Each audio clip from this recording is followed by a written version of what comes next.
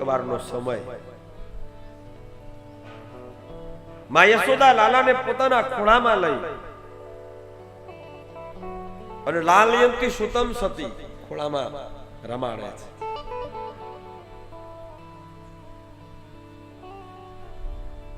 બન્યું એવું ગરિમાણમ શિશોરવો ડોનસે ગિરિકૂટવત.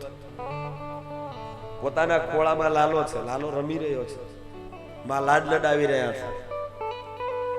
અને બરોબર એવા સમયે ભગવાને પોતાના દેહનું વજન વધાર્યું.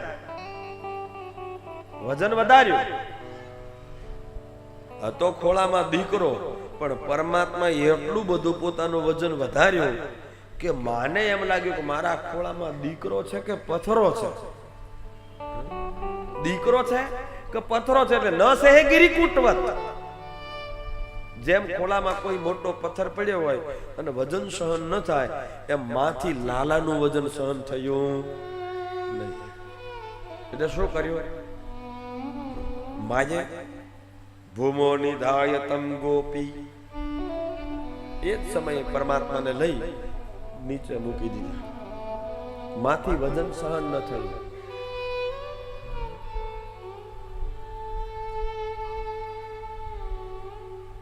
માં આશ્ચર્યચકિત બની ગયા કે આટલું બધું મારા લાલાનું વજન વધ્યું કઈ રીતે?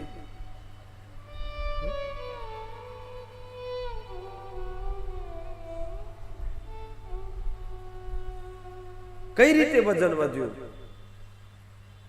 પણ આ તો નારાયણ છે, એને લીલા ચરિત્રો જ કરવા. કેમ ભગવાને પોતાનું વજન વધાર્યું? માને ખબર ન પડે. પણ વજન વધારવાનું એક કારણ એ હતું, કંસનો મોકલેલો તૃણાવત નામનો એક દૈત્ય ભયંકર વંટોળિયાના રૂપમાં ત્યાં આવતો હતો.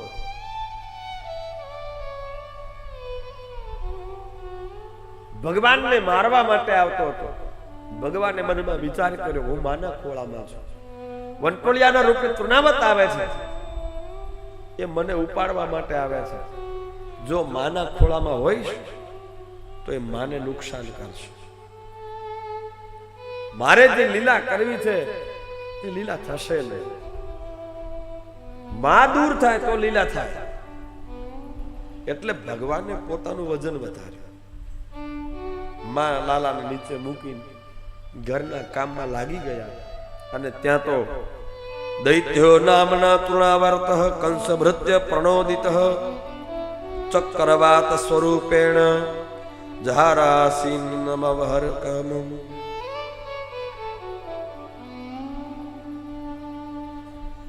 તૃણાવત નામનો દૈત્ય ભયંકર વંટોળિયાના રૂપમાં ત્યાં આવ્યા. એક મુહૂર્તના માટે ગોકુલમાં એવું અંધારું થઈ ગયું. ચારે બાજુ ધૂળની ડમરીઓનો અંધકાર છવાઈ ગયો. મુહૂર્ત ભવદ ગોષ્ઠમ રજસાતમ સાવૃતમ. ચારે બાજુ ધૂળની ડમરીઓ એવી ઉડવા લાગી, એકબીજાને દેખાય નહીં. આવી ધૂળની ડમરી ઉડવા લાગી. એક મુહૂર્ત 48 મિનિટ સુધી. પણ ત્યાં તૃણાવત નંદ ભવનમાં આવ્યો. નંદ ભવનમાં લાલાને ઉપાડ્યા. લાલાને લઈને આકાશના માર્ગે ઉડવા લાગ્યા. આકાશ માર્ગે તૃણાવત ઉડતો હતો. લાલાને બરોબર એને પકડેલા.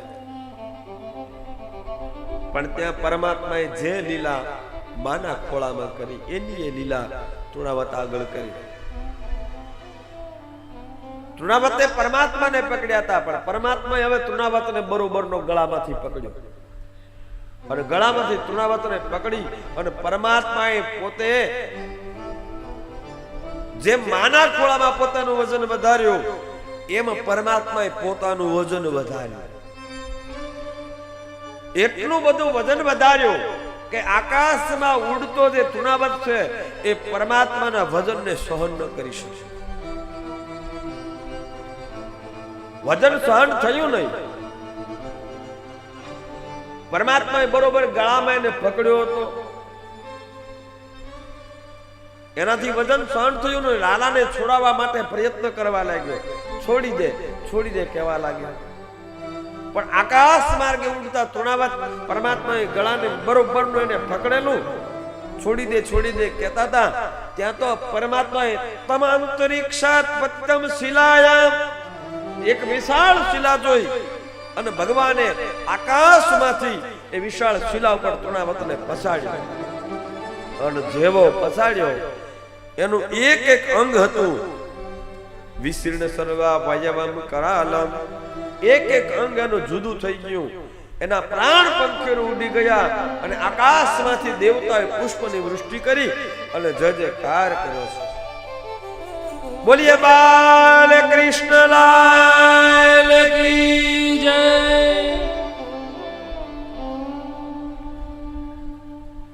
ભગવાને તૃણાવતનો વધ કર્યો, વંટોળિયાના રૂપમાં આવ્યા.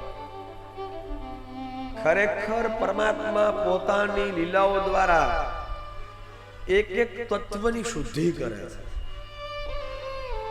વાયુ તત્વની આમાં પરમાત્માએ શુદ્ધિ કરી છે. એક તત્વની શુદ્ધિ કરે છે. અને તત્વ શુદ્ધિ વિના ચક્ર શુદ્ધિ નથી. એટલે તત્વ શુદ્ધિ પરમાત્મા કરે છે. તૃણાવતનો વધ થયો.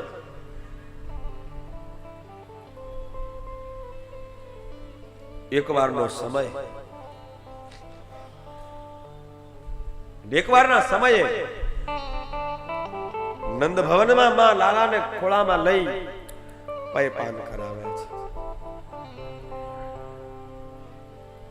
પયપાન કરતા કરતા જ લાલો ધરાતો નથી. એકદાર ભકમાદાય શ્વાંકમારોપ્ય ભામિની પ્રસુતમ પાયામાસ સ્તનમ સ્નેહ પરિપ્લુતા પીત પ્રાયશ જનનીસા તસ્ય રુચિરસ્મિતમ મુખમ લાલયતી રાજ જૃંભતો દદ્રશે ઇદં જૃંભતો દદ્રશે ઇદં. આજ ભગવાનને માં યશોદા પયપાન કરાવ્યા. આજે લાલો ધરાતો નથી. માના મનમાં વિસ્મય થયો, શંકા ગઈ કે આટલી વાર થયું લાલાને પયપાન કરાવું છું, ધવડાવું છું, લાલો ધરાતો કેમ નથી?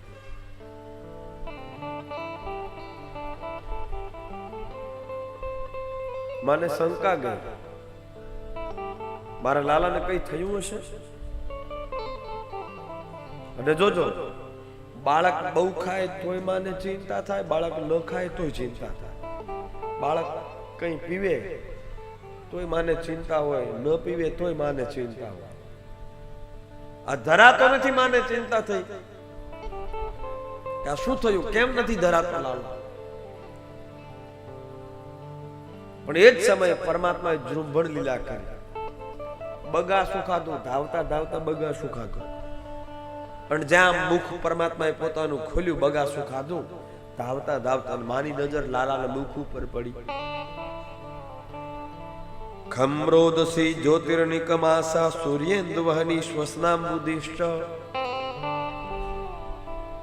આમ લાલાએ મુખ ખોલ્યું, માની નજર લાલાના મુખ ઉપર પડી.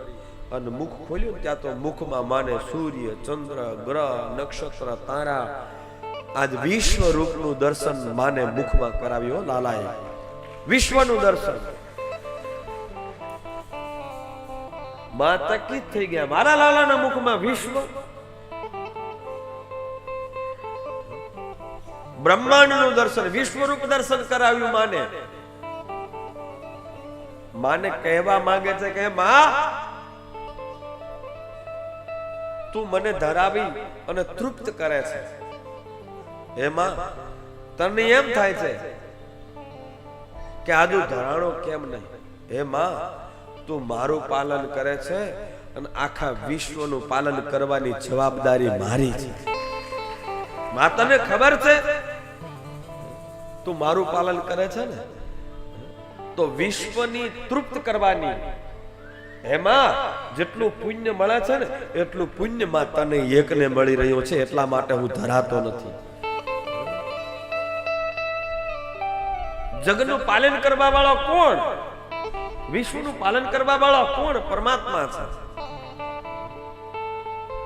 એટલે આપણે ભજનમાં કીર્તનોમાં ગાતા હોઈએ,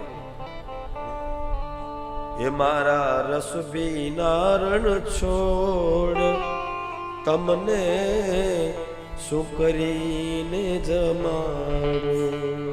હે મારા રસ વિના રણ છોડ તમને શું કરીને જમાડું. જેના હાથે જીવન દોર તમને શું કરીને જમાડું. પુનિત મહારાજ નું પદ છે.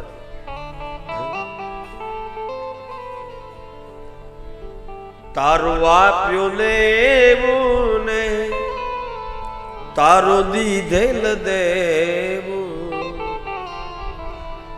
તારું આપ્યું લેવું ને તારું દીધેલ દેવું. આમાં મારું નથી તલવાર તમને શું કરીને જમાડું.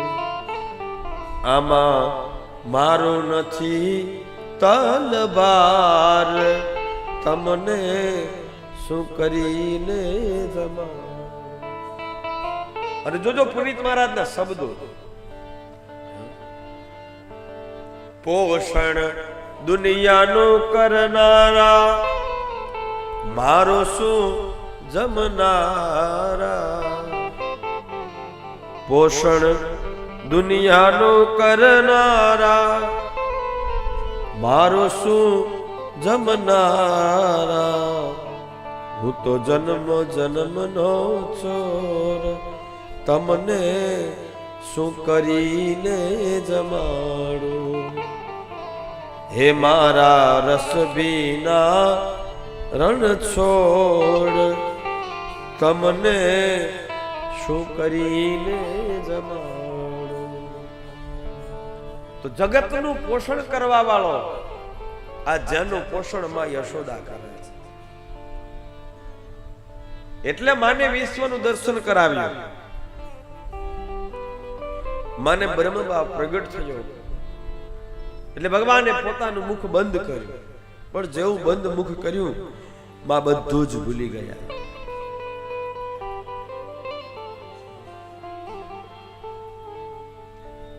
ગર્ગ પુરોહિતો રાજન યદુનામ સુમહાતપા. એકવારના સમયે યાદવોના કુળગુરુ ગર્ગાચાર્યજી મહારાજ વ્રજમાં પધાર્યા. નંદ ભવને પધાર્યા. નંદજી મહારાજે એમની આજ્ઞા સ્વાગત કરી. કેમ આવ્યા છે? વસુદેવ પ્રચોદિતા. વસુદેવજી મહારાજે મોકલ્યા છે ગર્ગાચાર્યને. ગોકુલમાં આવ્યા. નંદ બાબા એમની આજ્ઞા સ્વાગત કરી, પ્રણામ કર્યા, દંડવત પ્રણામ કર્યા.